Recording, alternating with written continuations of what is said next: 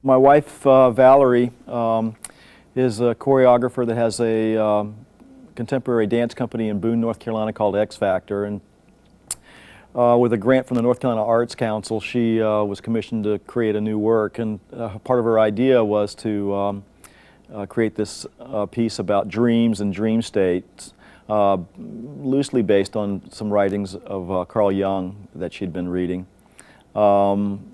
She mostly choreographed the various phrases and movements that you see in the piece. When we talked about the piece, the images that came to my mind were really little moments, just sort of little images that were fleeting but that were at the same time quite beautiful. Things that were kind of almost stick in your mind after the image had gone away in a kind of a deja vu fashion.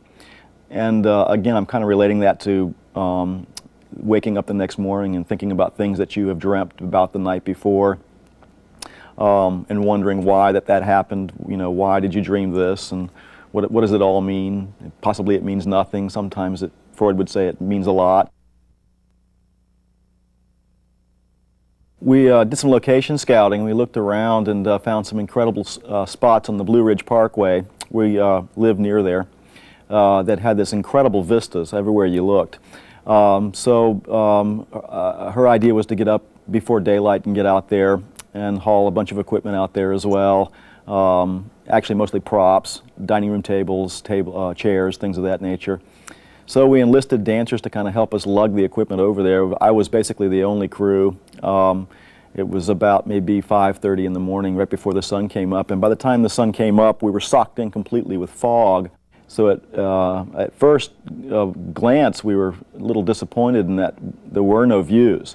And as the sun started to rise, we realized what a fortunate incident it actually happened to be, because it really created a very surreal sort of environment. You couldn't probably see more than, I'd say, about 30 feet in front of you. So everything beyond that point was really kind of enveloped in sort of a shroud, secrecy type of environment that really lent itself well, I think, to the piece. We shot the entire project in about 30 minutes. It was, I think Valerie told me it was March.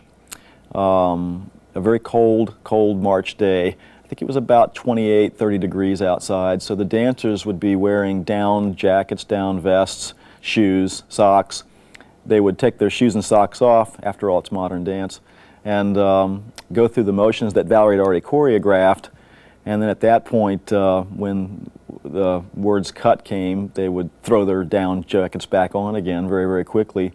And really, we kind of abused them as long as we could. I like this notion of chance being a part of the creative process. Having pure accident, sometimes happy, sometimes not, kind of lead the way for you. And opening that up as part of the creative process for me is really the excitement. Not knowing where you're going and not knowing what's going to happen next is how I approach editing. I try not to keep a preconceived idea of what I want before I go into the lab or into the suite, and really just kind of play around with little sequences, trying to get them to be visually interesting first, and usually having something to say second.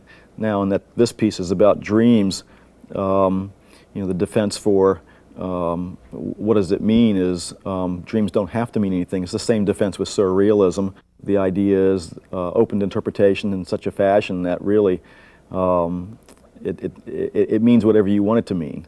And so you have a lot more leeway with a concept like that, I think, than with a specific message that you're trying to convey. Hopefully you're trying to create images that people can tap into, little moments that they can tap into and relate to their own life. And for me, that's what all good films do.